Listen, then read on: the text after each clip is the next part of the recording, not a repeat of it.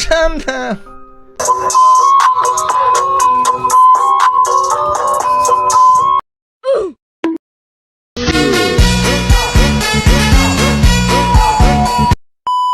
Halo teman-teman, Assalamualaikum warahmatullahi wabarakatuh. Perkenalkan, nama saya Mariska Aprilia Putri dari Prodi Manajemen Retail Institut Teknologi dan Bisnis Trenggalek dengan NIM 24020404000. Baik, di sini kita akan belajar tentang permintaan dan penawaran harga pasar. Permintaan dan penawaran itu apa sih? Permintaan adalah konsep ekonomi yang menggambarkan keinginan konsumen untuk membeli barang atau jasa pada tingkat harga tertentu dan dalam periode tertentu. Sedangkan penawaran adalah jumlah barang atau jasa yang ditawarkan oleh produsen kepada konsumen pada berbagai tingkat harga dan dalam waktu tertentu. Di sini ada 3 jenis permintaan. 1. Permintaan secara potensial, 2. Permintaan secara absolut, dan 3. Permintaan secara efektif. Permintaan secara potensial yaitu permintaan yang didukung oleh kemampuan daya beli tetapi masih berupa rencana saja. Misalnya teman-teman ingin rencana nanti kalau lebaran pengen bajunya warna hitam deh, pengen beli baju warna hitam deh, seperti itu. Tapi tidak diimbangi dengan kemampuan untuk daya beli, tetapi itu masih rencana saja gitu kan. Masih kira-kira nanti kalau lebaran beli baju ini gitu. Yang nomor 2 yaitu permintaan secara absolut, yaitu permintaan yang tidak diiringi dengan kemampuan untuk membeli. Misalnya teman-teman cuma berkeinginan untuk nanti kalau pulang kuliah nyeblak nih enak nih ya gitu kan. Itu kan masih berupa keinginan tapi tidak diiringi dengan kemampuan untuk membeli. Kayaknya uangku nggak cukup deh untuk beli seblak gitu. Misalnya seperti itu. Jadi teman-teman tuh punya keinginan tapi tidak dimiliki dengan kemampuan daya untuk membeli. Yang ketiga yaitu permintaan secara efektif. Permintaan yang sesuai dengan daya beli yang kita miliki. Misalnya teman-teman ingin ganti sepatu ataupun ingin beli sepatu baru nih ya misalnya. Teman-teman punya uangnya ada cukup dan teman-teman juga memiliki keinginan untuk membelinya. Seperti itu. Jadi kayak seimbang antara permintaan sama daya kita untuk membeli barang tersebut tuh ada gitu. Jadi seimbang. Di sini ada 6 faktor yang menjadi penyebab terjadinya permintaan, yaitu 1. Harga barang. Apabila harga suatu barang naik, otomatis permintaan ataupun peminat konsumennya akan menurun. Begitupun sebaliknya, jika harga suatu barang turun, otomatis permintaan ataupun peminat konsumennya juga akan naik. Dalam harga barang ini dikelompokkan menjadi 2, ada barang pengganti dan barang pelengkap. Barang pengganti ini tuh lebih fokus kepada fungsinya saja sih. Misalnya ada teh sama kopi. Teman-teman biasanya mengonsumsi kopi ya, tapi tiba-tiba harga kopi naik. Nah, teman-teman beralih pindah menjadi mengonsumsi teh seperti itu karena dipengaruhi dengan harga barang itu tadi. Yang kedua yaitu barang pelengkap. Barang pelengkap ini biasanya hanya melengkapi barang satu dengan barang yang lainnya. Seperti halnya ada mobil, ada BBM. Nah, mobil itu kan membutuhkan BBM dan BBM inilah yang menjadi pelengkap mobil. Yang kedua yaitu pendapatan konsumen. Pendapatan masyarakat yang meningkat akan sangat mempengaruhi terjadinya permintaan karena semakin tinggi pendapatan yang didapatkan akan semakin tinggi daya beli masyarakat terhadap barang tersebut. Seperti itu. Jadi, pendapatan konsumen ini sangat mempengaruhi terjadinya permintaan gitu ya. Jika pendapatan konsumen itu naik, otomatis permintaan akan kebutuhan konsumen itu juga akan naik. Yang ketiga yaitu selera masyarakat. Jika suatu produk sesuai dengan selera ataupun kebiasaan konsumen, maka permintaan terhadap produk tersebut juga akan meningkat. Misalnya teman-teman lagi butuh HP baru nih ya, sekarang yang lagi FOMO itu kan HP iPhone. Nah, teman-teman ingin membeli HP iPhone karena ingin bikin konten, bikin video ataupun bikin tugas gitu kan karena kameranya bagus seperti itu. Nah, selera masyarakat seperti itu juga akan juga akan meningkatkan terjadinya permintaan pada suatu produk. Yang nomor 4 yaitu jumlah penduduk. Jumlah penduduk ini juga sangat mempengaruhi terjadinya permintaan. Apabila jumlah penduduk yang meningkat, otomatis permintaan akan kebutuhan terhadap masyarakat juga akan naik.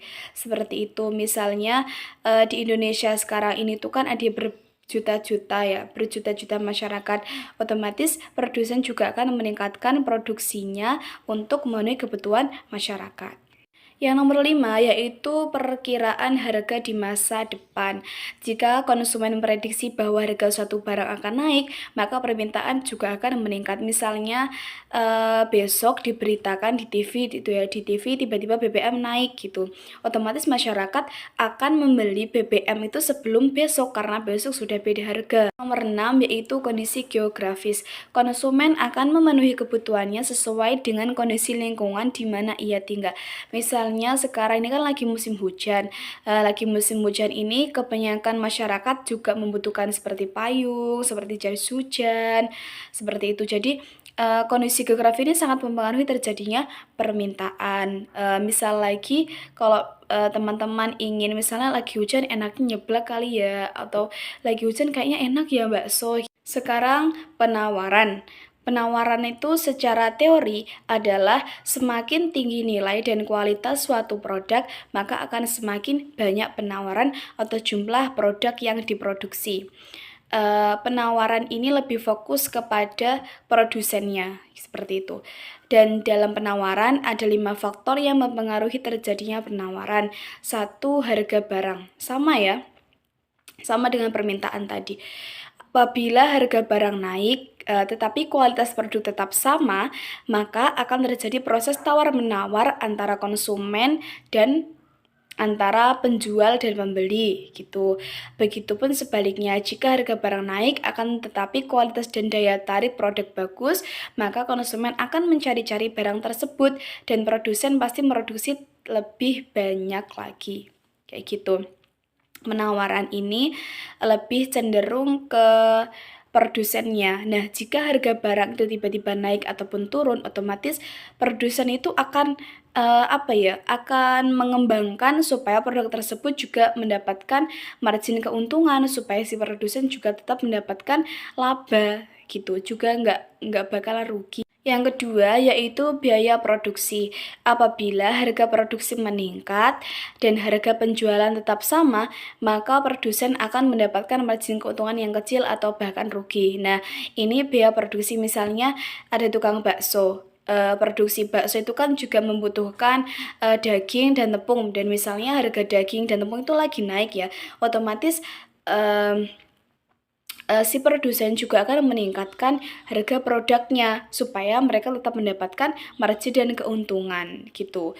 Jadi kalau produsen misalnya tidak mengembangkan ataupun tidak menaikkan harga barangnya, otomatis akan mengalami keuntungan yang kecil.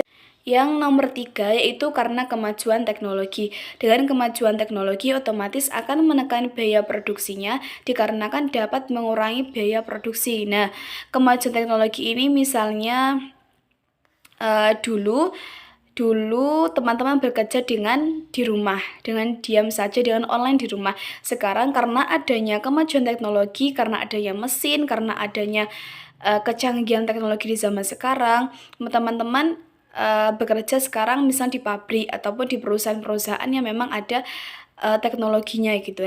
Teknologi itu kan bisa menjadi efisien gitu kan, kita tuh bekerja lebih cepat, lebih hemat gitu kan, otomatis itu juga kan akan mempengaruhi terjadinya penawaran terhadap barang tersebut. Keempat yaitu pajak. Apabila suatu barang dikenakan pajak, maka produsen juga akan meningkatkan daya jual. Misalnya harga pajak di tempat mereka jualan, misalnya di ruko nih ya, harga pajaknya lagi naik, otomatis produsen juga akan meningkatkan harga jual supaya mereka tetap mendapatkan laba. Yang kelima yaitu jumlah produsen. Jumlah produsen dapat mempengaruhi penawaran karena semakin banyak produsen, maka semakin banyak pula barang yang ditawarkan. Begitupun sebaliknya, jika jumlah produsen berkurang, maka jumlah barang yang ditawarkan juga akan berkurang. Nah, penawaran ini disesuaikan dengan harga jual di pasar. Jadi, produsen itu tidak sembarang memilih harga jual yang ingin mereka jual, misalnya seperti itu. Dan produk-produk yang mereka akan jual itu sangat disesuaikan dengan konsumen dan harga jual di pasaran. Berikut merupakan kurva permintaan. Sudah jelas ya, kurva permintaan ini semakin tinggi harga suatu barang, maka peminatnya akan sedikit. Begitu sebaliknya, jika harga suatu barang akan turun, maka peminatnya akan banyak. Terjadi karena beberapa faktor itu tadi, dan mereka tidak seenaknya, tidak semena-menanya melakukan produksi dan melakukan penjualan supaya mereka untung banyak, tidak, tetapi juga mereka harus menyamai dengan harga pasaran. Seperti itu, jika konsumen tidak sesuai dengan harganya, maka akan terjadi perselisihan, akan terjadi masalah gitu kan. Otomatis kita sebagai produsen misalnya harus mempunyai kira-kira harga di pasaran tuh berapa ya gitu, seperti itu, dan permintaan juga seperti itu sama. Baik, berikut ini merupakan contoh kurva penawaran. Sudah terlihat ya bahwa penawaran ini menyatakan semakin tinggi harga suatu barang, maka akan semakin banyak jumlah barang yang akan ditawarkan. Begitupun sebaliknya, semakin rendah suatu barang, maka akan semakin sedikit jumlah barang yang ditawarkan. Sekarang adalah pengertian harga pasar. Harga pasar merupakan tinggi rendahnya tingkat harga yang terjadi atas kesepakatan antara produsen atau penawaran dengan konsumen atau permintaan. Terbentuknya harga pasar dipengaruhi oleh faktor-faktor yang mempengaruhi permintaan dan penawaran itu sendiri. Pembeli selalu menginginkan harga yang murah supaya dengan uang yang ia punyai tadi bisa mendapatkan barang yang banyak dan mendapatkan kualitasnya bagus. Begitupun sebaliknya, penjual menginginkan harga yang tinggi dengan harapan ia bisa mendapatkan keuntungan atau margin laba dengan banyak. Perbedaan itulah yang bisa menimbulkan tawar-menawar. Harga yang sudah disepakati oleh kedua belah pihak disebut dengan harga pasar. Pada harga tersebut, jumlah barang yang ditawarkan sama dengan jumlah barang yang ia pinta. Dengan demikian, harga pasar disebut juga dengan harga keseimbangan equilibrium.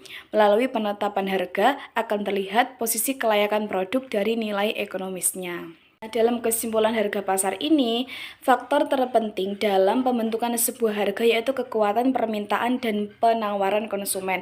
Permintaan dan penawaran akan berada dalam keseimbangan pada harga pasar bila jumlah yang diminta sama dengan jumlah yang ditawarkan.